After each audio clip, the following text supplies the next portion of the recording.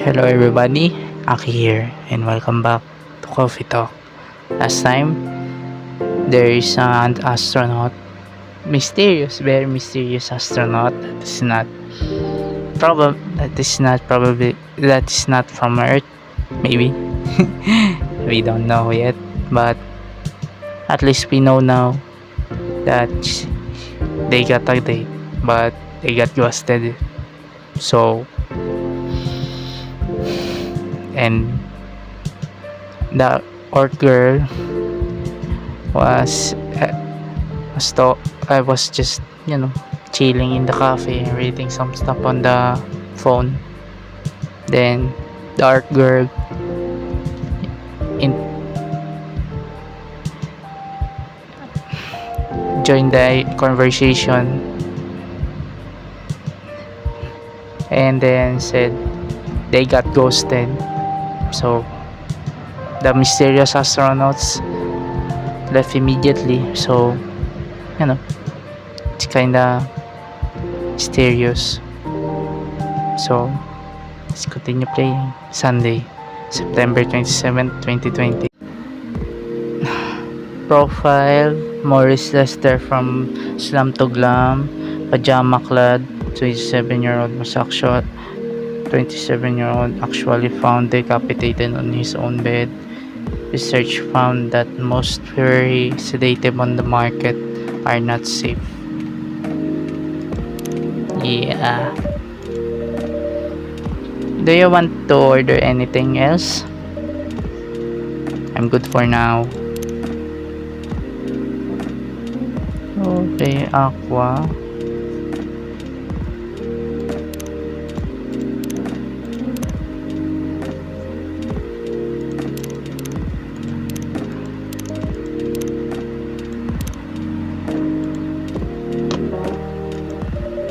I'll order again once I finish reading this.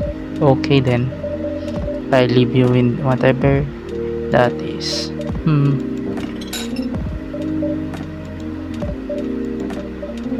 Oh man.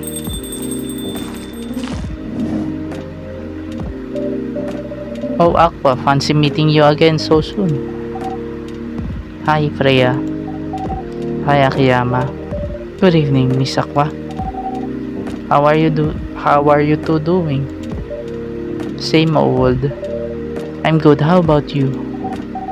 I'm fine, thank you. And you? Oops. I asked that already. I'm sorry. Don't worry about it. Is Myrtle here? So far, it's only me and Akiyama. We have you with us now, of course. Are you meeting her here tonight? Oh, it's not that. I was just wondering whether she starts coming here again tonight. You have her email, right? Yeah. Why don't you just tell her to come and meet you here now? That always works for me whenever I want to talk to someone. That wouldn't be nice. It's not that important anyway. I just wanted to follow up on the question her team sent today. Follow up directly, I mean. Anyway, I should order something. Take your time, Miss Aqua. Alright, I'll order. It's alright, I'll order now. I'll have a cup of tea with lemon and cinnamon, please. Have a cup of tea. I'll have a cup of tea, lemon, cinnamon.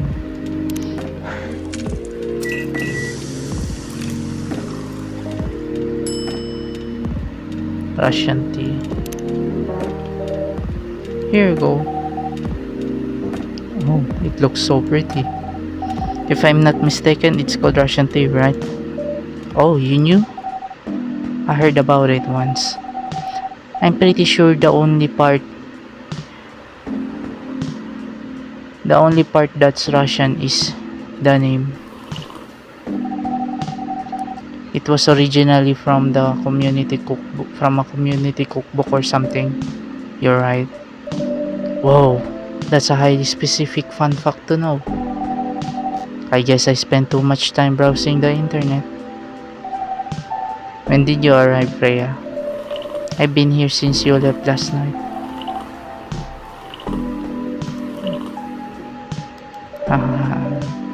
Finish drinking first, Aqua. I'm sorry. You said you haven't left?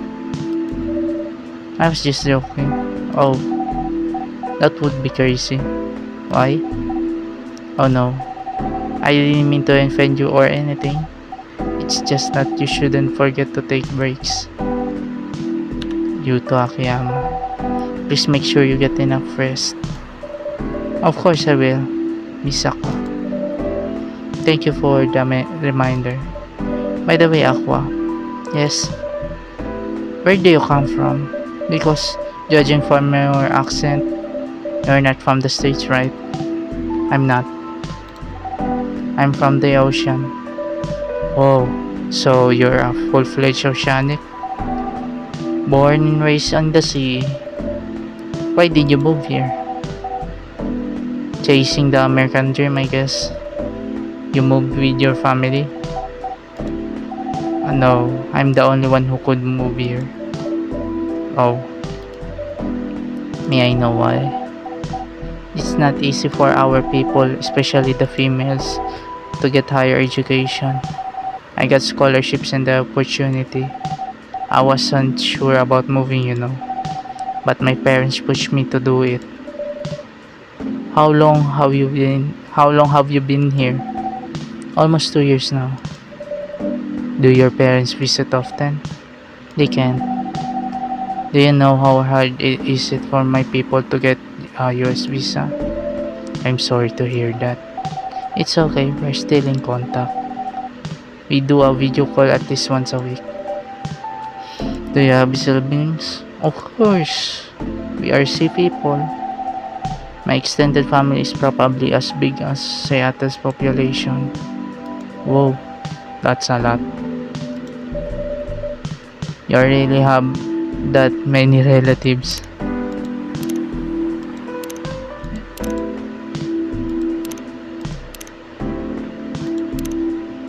Oh wait.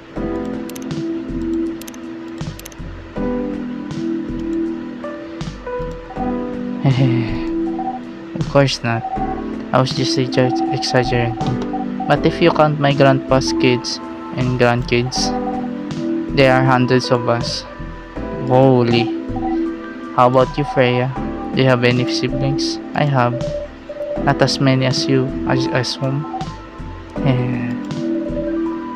I have a little brother, 4 years younger. He also lives in Seattle?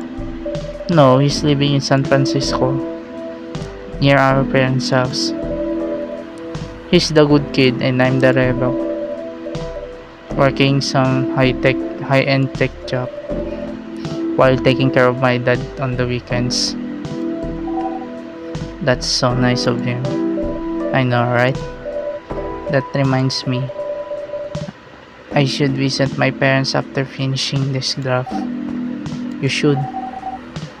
Visit them while you can. I know. Anyway, I want to order something. Another espresso, the usual.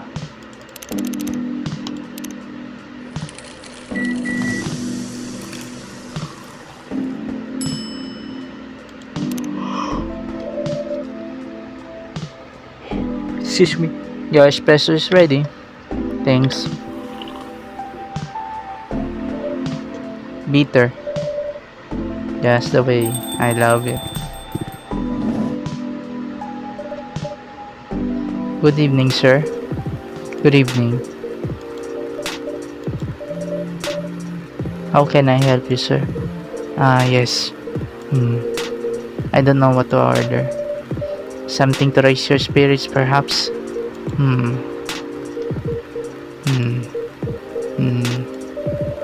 Anything you like on the menu?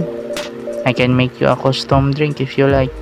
Actually, are you familiar with STMJ? I'm sorry, I've never heard of it. If you can tell me the ingredients, I'm sure I can recreate it. Ah, lucky me. STMJ stands for Susud Telor Madu Jahe. It's a donation. It means milk, egg, honey, and ginger. Wait, do you have the eggs? I certainly have. They're not on the shelf. But I'll add egg once I've mixed the rest of the ingredients. I'd love that. 1 cup of STMJ, please. Oh! Okay, I've just looked at a guide. Milk, ginger, honey.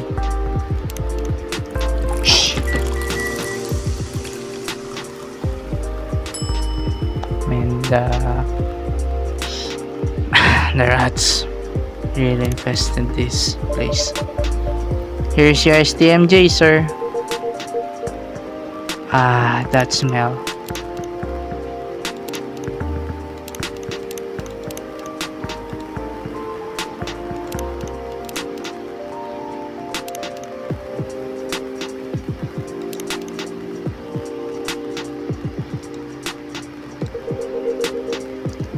It brings back so many memories.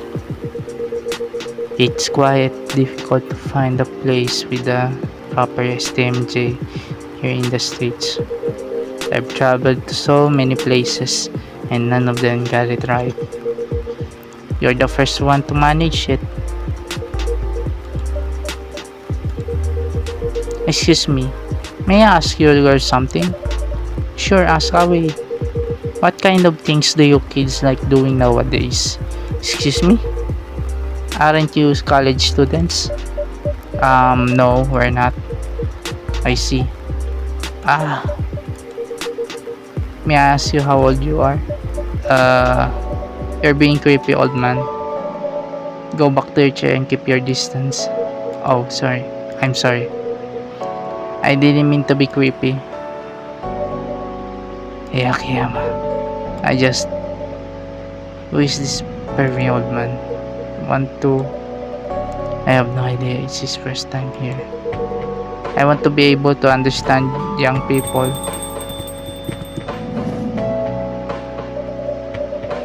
Thank God you're Officer Georgie. What's up? There's creepy old man trying to flirt with us. Where? You mean him? Yes. But not so loud. This man here is Rachel's dad, Freya. He asked me to meet me. I told him to come here. Oh. Woof. I didn't know that Rachel's dad was a pervy old man.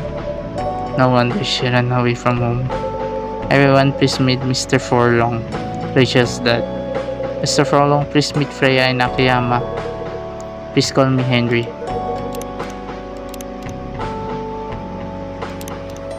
Okay, Forlong, Henry. Okay. I apologize for earlier.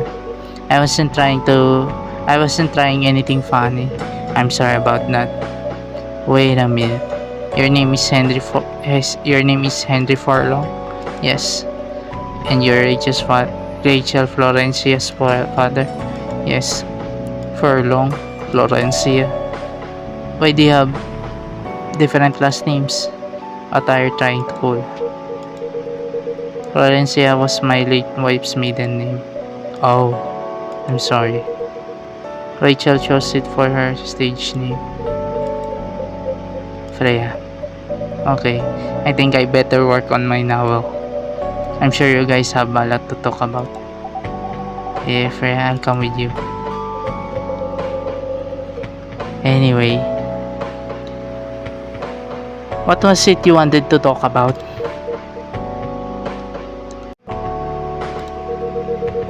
That night when you drove her home, was she hanging out with shady people? Well, I think one of them was a bit shady.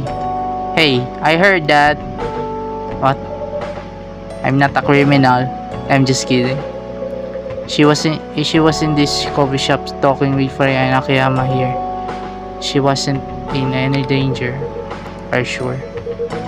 What about before that? Whoa, calm down. Is everything alright? It's just that I feel that she's getting more and more distant. I don't know how to talk to her anymore. Or even what to talk about. I don't know what kids her age are into nowadays. Every time we talk we ended up fighting. I have 3 daughters. We fight all the time. One thing that I learned, give them time and space. But be there when they need you. Or you can just bribe them. One time I had a fight with my eldest daughter. She didn't want to talk to me for a week. I know she loves pizza, so I went to Rocco's and bought her her favorite pie. I left the pizza on the table like a trap. I just waited for her to take the bait, just like a stakeout. Once she took a bite of that delicious pepperoni, I casually grabbed a slice and sat with her. That pizza really helped smooth things over. After that, she won't stop talking. What if what she loves doing is the problem? Rachel loves singing and performing on stage. I'm proud of what she has achieved with her career. She's really young, but the entertainment industry isn't a kind place. Not the label, not the media, not the fans. And I don't trust her new manager. Rachel's just a little girl. What if she gets harassed and forced to do drugs? Did something happen? Well, nothing's happened yet. I just feel it in my guts. Is it possible that you were just being paranoid? I don't know, maybe. Psst, Akiyama. I need to go now. Thanks for the drink. Take care on your way.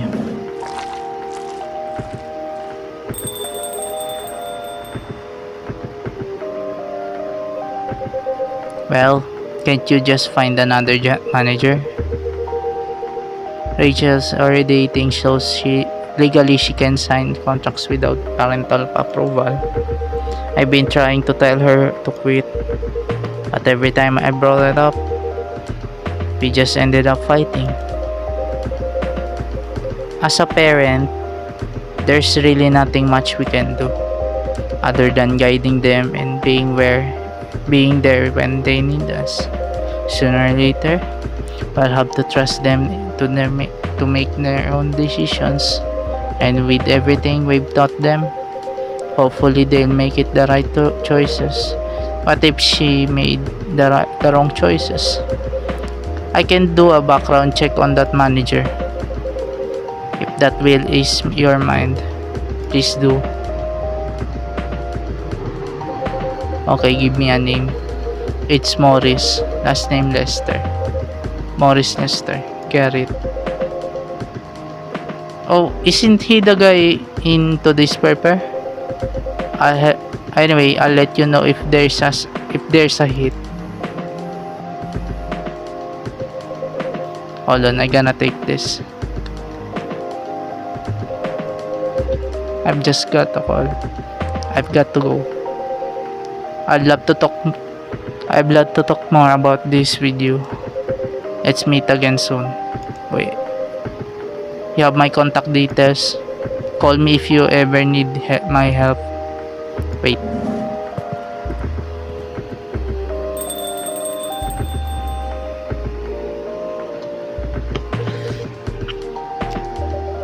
Don't worry. I'm sure everything will be alright. I used to manage a girl band. I've seen bad things happen. That bad? Yeah, I was against her joining that pop group at first, but my wife's Rachel's mom, she convinced me to give it a chance. Ever since been gone, I don't know how to talk to Rachel with her wanting to do more of her own stuff. I don't know what to do. What do you mean by her own stuff? Modeling and she's in the solo singing career. It's a whole different world than the band. I'm familiar with the side of the beast, but things have changed, right? Even it has, I don't think it's for the better. She survived being an idol, even managed to graduate and start a solo career. She sounds like someone who can take care of herself. Don't you think so? She's not ready. I don't want her to get hurt. There are a lot of bad people out there. People that want to take advantage of her. You are her father. I understand you might be worried. However, you shouldn't hinder her from achieving her dreams. I just want what's best for her. Is it really what's best though? I don't think she's born to soar. But she's just a girl. My little girl. Seriously. That's your argument. I didn't mean to sound that way. It doesn't matter whether she's a boy or a girl. You'll drive her away if you keep acting like this. With your knowledge, you should be able to help her to achieve her achieve her dreams. I was once a stubborn young girl too. Maybe I can give you a little advice how to handle rebellious teens. I'd love to hear it. Is it okay if I stay a bit longer, Akiyama? Take all the time you need. Hoo-wee!